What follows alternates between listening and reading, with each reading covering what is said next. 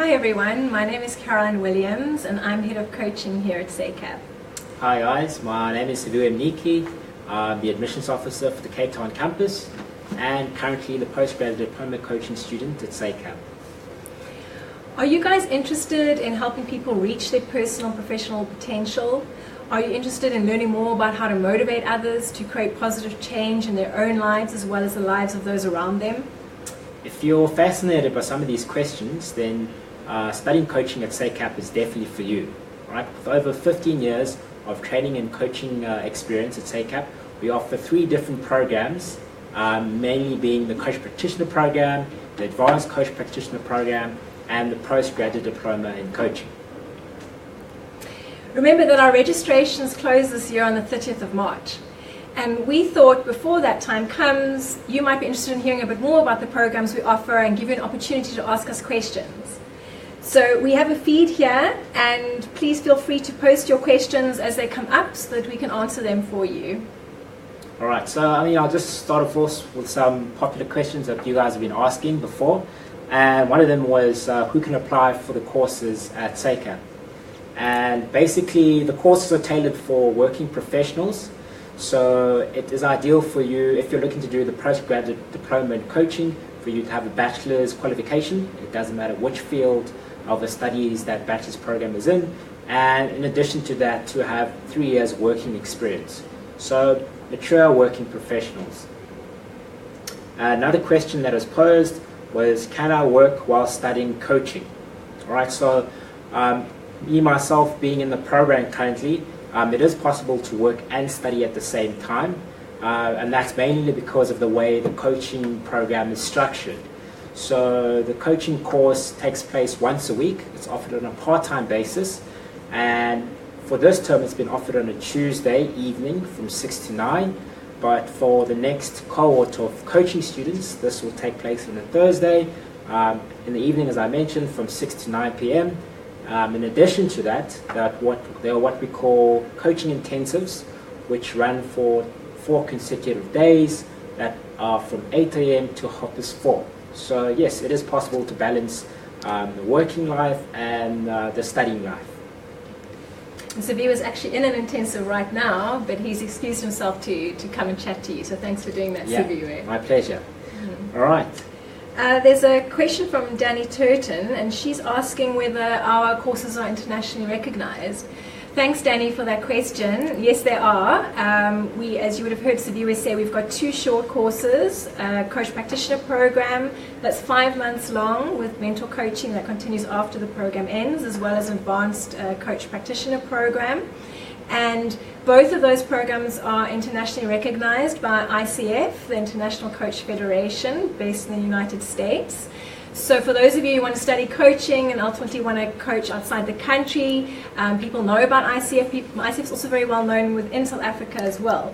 We also have program approval from Commensa, our local professional SACWA-approved coaching body. And there's the Coaches and Mentors of South Africa. And often when you go for work, people say, what kind of registration do you have as a coach? And so we help train you in the different elements that you need to start building a portfolio for credentialing, so that when you've got the hours of experience after the program, you can ultimately apply to one or both of these professional bodies to get approval to become a credentialed coach. And in fact, as part of our postgraduate diploma in coaching, our full 2-year part-time program, it's at an honors NQF 8 level, we have an internship as part of that program where you actually can be in an organization and be building your coaching hours towards that credential already. Okay, and we have another question here online from Ilza Martin, and she's asking, how will coaching benefit me in my current career? So for myself personally, it's been a sort of a personal development on my part, being in the program. I've learned to sort of build healthier relationships with my colleagues, and it's really helped me in my sort of presenting skills. So I think coaching itself is really applicable to all fields of work that you're involved in, as it's really dependent on building relationships with people, understanding behaviors in your working environment, and I don't know if you have a little more to add to that, Karolyne. Yes, I would like to add to that. Thanks, Siviwe. So I think one of the great skills in coaching is helping you to have empowering conversations with people, helping you to figure out how to help others figure out things for themselves, rather than giving direction and giving advice. And so one can use this in all walks of life, not only in your workplace as a manager to equip those around you to maximize their performance and to empower your teams. In HR as well, is a very close connection with the kinds of conversations you'd want to have in a coaching manner, but also to things like parenting and so on as well. They really are core life skills that you learn that you can apply in any context after your studies, whether you become a full-time professional coach or not. And most people who study coaching do become full-time coaches where they're setting up their own coaching business. It's less likely that you're going to be able to find a job ad in the paper for a coach. It doesn't really work like that, although some people might hire internal coaches. Often, however, that's part of another role that that person already holds, like in HR, for example. So it is important, if you're considering studying coaching, that you also consider, are you the kind of person that can set up your own business and market yourself and put yourself out there? Because that's definitely required in the early days of building your own brand in the coaching space and people getting to know you, to build trust in you as a coach.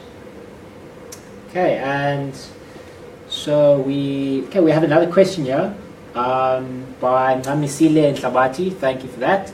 And so her question is, she's currently a counselor in private practice and she's considering to add coaching as a service to her clients. Is there a demand for this service in South Africa? Can I answer that, Yeah. Siviwe? Thank you. So yes, I think it can definitely complement your practice, and in fact quite a lot of people do various things besides just coaching only in their practice. So someone might do some consulting work, some coaching work, some training work, and have a variety of offerings in their business ultimately. I know personally I'm like that. I do coaching, I do training, I do a few things and I enjoy that variety. And the lovely thing about coaching is it's very empowering and very solution focused and very future focused. So depending on the kind of counseling work you do, when people are in a space where they are wanting to move forward and make the most of their lives versus being in a space where they're battling with something that they need healing around because they're dealing with a problem that they're trying to work through, when a person's moved into that future focused space, then coaching might be the more effective modality that they need at that point in time to help them develop as a person.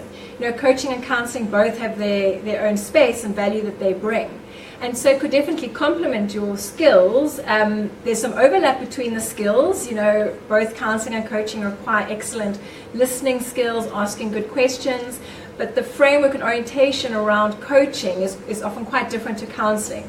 Coaching is very goal-orientated, results-driven, very kind of where are you now, what is the future vision you have for yourself, and how you're going to get there. Okay. And we have another question online here from Courtney. So Courtney asks, hello, what does the coaching practitioner program look like?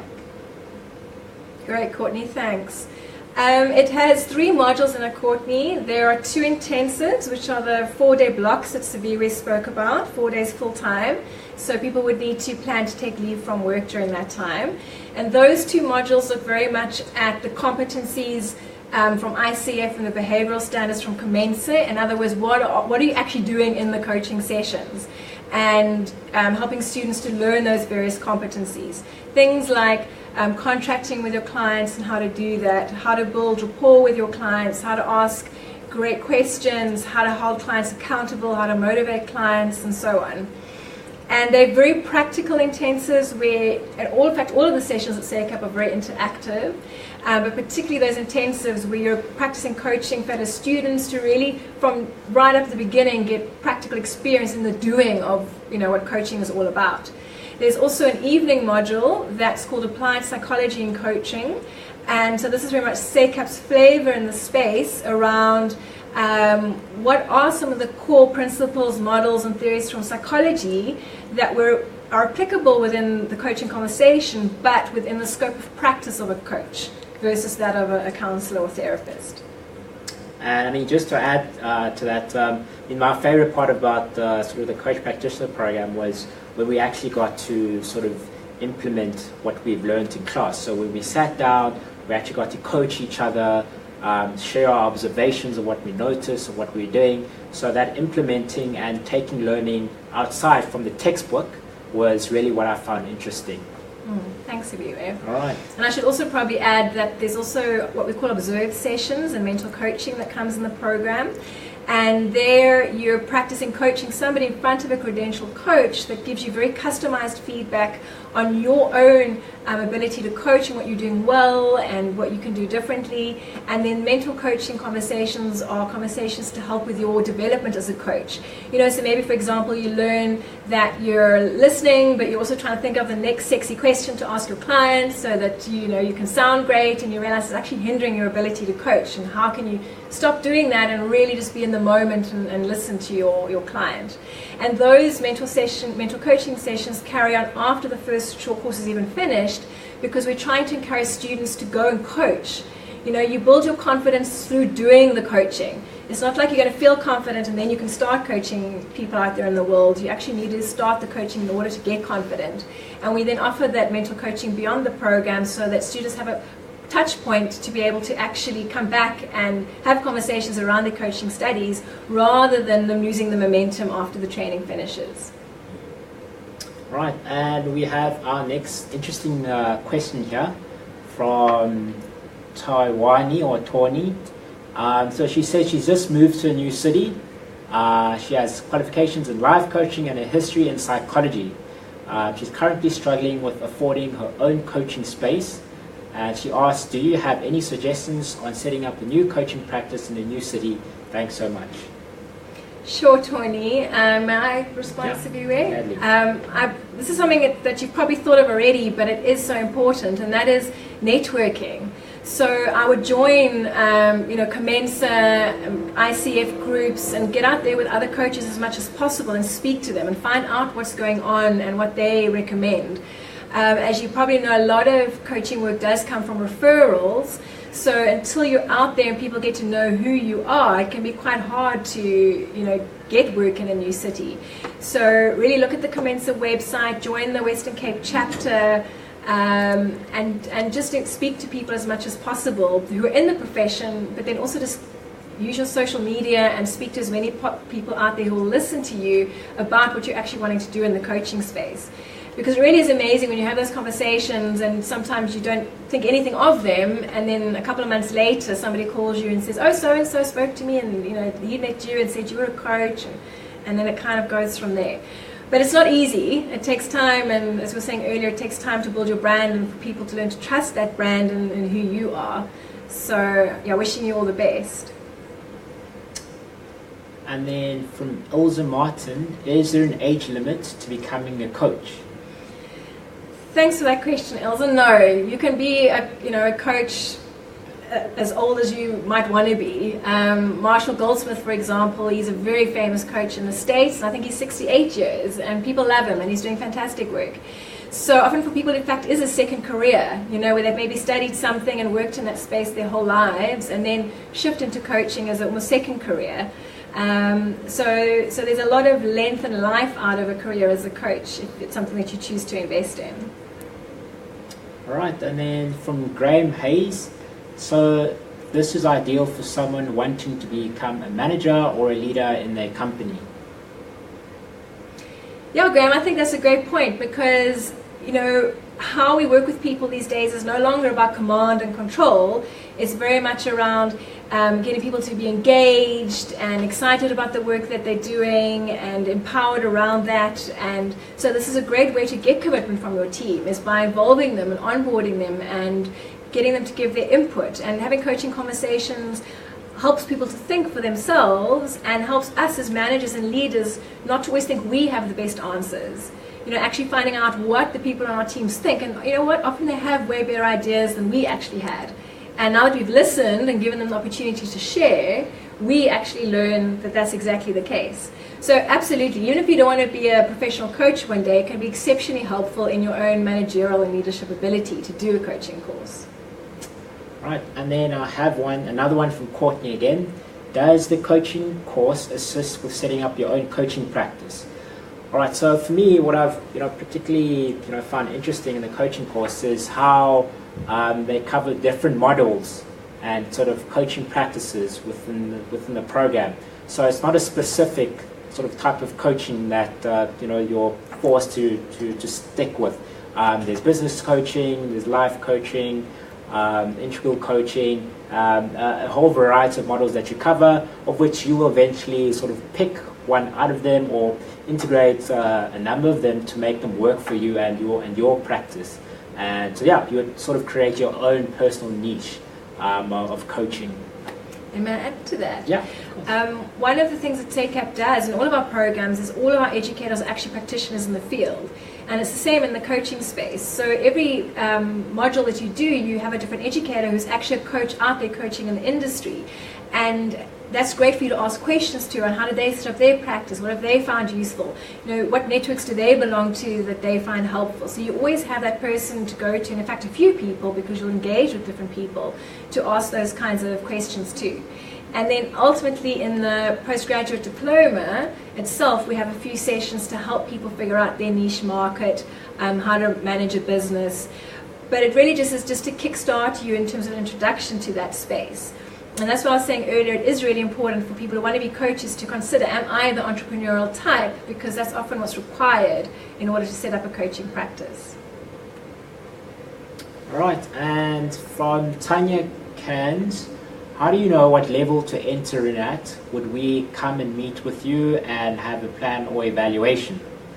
All right, so I'll try to answer your question for you, Tanya.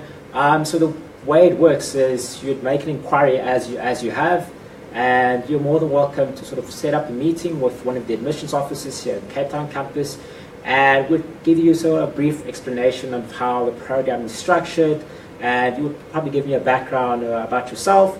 And then when applying, we'd need, you'll give your application form and your CV, all right, which sort of gives us a background of what you're doing. And then there would be an interview set up for you with our head of programs, which is Karolyne. And you guys would have a discussion about the program, what you're looking to get from the program, and what we offer as an institution in regards to coaching. And to add to that, Siviwe, if one is wanting to study the full qualification NQF Level 8, which is an honours equivalent, the postgraduate diploma in coaching, one needs to have a degree at an NQF Level 7, which all undergraduate degrees are, in order to gain entrance plus work experience. Whereas I think Siviwe mentioned earlier, to get into the short courses, it's 3 years work experience after matric. So that also might help peg for you which kind of course is the most suited to you. And another one from Ilse Martin, how will coaching benefit me in my current career? So Ilse, I think it depends on what your career is, but basically it would, as I think we were alluding to earlier, around, if you're in HR, there's a very close relationship. In fact, I could almost say coaching is a bit of a subset of HR in some kind of way. To have empowering conversations with employees. If you're in a managerial leadership position, it will make you a much better manager and leader. I found when people study coaching, they themselves, their lives are different as a result. Siviwe, I'm not sure if you'd agree, but people always say, I saw life in a certain way, and now that I studied coaching, I just see life very differently, and I can't go back to seeing how I saw it before. So I think it really does open one's eyes to what one's doing in life, and is this the person I want to be? Am I living this way as a result of patterns that are now a habit, but actually they're not serving me anymore, and I want to do things differently? And so as you spoke about the personal development earlier, one undergoes a whole lot of sort of self-evaluation, and that's beneficial no matter what career you're in, and as a person, and in your relationships, with your husband or your wife or your kids. Because it really does fundamentally shift how one engages with their self-understanding and understanding of others and what they do in the world. You can't go wrong with studying coaching is what I'm saying, if you didn't get the idea already. And we have one from Bossy. She asked, are your qualifications internationally recognized? Hi, Vasi. Yes, you might have missed it a bit earlier, but no worries about that. Yes, our programs are internationally recognized by the International Coach Federation, which is ICF. They're a well-known global coaching body. And so whether you're doing the short course, the first short course with us, our second short course, or the full postgraduate diploma in coaching, all of them carry international recognition. So if you're interested in doing Skype coaching or coaching beyond South Africa, you'd be set up well to do so with our programs. All right, and we have an interesting question here from Tavi. She asked, why do you need a CV to accompany the application for the courses? Well, we want to get to know a bit about you and your application, and so what you've been doing in life, both in terms of your studies, your career, is part of what we're wanting to find out. And then what happens in the interview with students is students get the opportunity to make that paper come to life, and tell us your story about why you are wanting to study coaching, what has drawn you to study coaching, and what has led to this point. So it's really an opportunity for us to get to know you. That's why we want to see the CV. Okay, and another one from Angela Brace. Once you have completed the postgraduate course, do you receive an honours degree certificate? So Angela, the program's at an NQF level 8, but it is a postgraduate diploma in coaching, so you receive a postgraduate diploma certificate. And NQF 8 level is the same level that an honours degree is, if that makes sense. So a postgraduate diploma is slightly different to an honours degree, but they're both at the same level of study, which means that students can apply to NQF 9 level, which is master's level of study thereafter. So I hope that answers your question. And then Graham Hayes has asked, where can I study coaching? So Graham, we currently offer the coaching course on our 2 campuses, which is the Cape Town campus, where I'm studying at currently, and then the Johannesburg campus. All right, we don't have an online platform at the moment, but those are just 2 campuses you could study coaching at. And have a look for any other questions. Here's another popular question we get quite often is, how much time a week would I need when studying the coaching course? All right, so for myself as a current postgraduate diploma coaching student at SACAP, I found that I generally need to spend about 3 to 4 hours about daily going through the material, preparing for my next session which takes place on a Tuesday. It really helps with coming to the class and having questions to answer or to contribute towards the class of my understanding or my sort of knowledge that I've gained throughout sort of the classes. So about 2 to 3 hours a day, I would say, just to help you prepare for your classes. And then in addition to that, you do have your observed sessions, which normally takes maximum to an hour. And I should add, Siviwe is a very dedicated student spending that amount of time. I guess if one can read a bit quicker, it would take less time. Yeah. Some weeks there's less work than others. When there's assignments, there's probably a lot more work that week because students are reading up and writing assessments.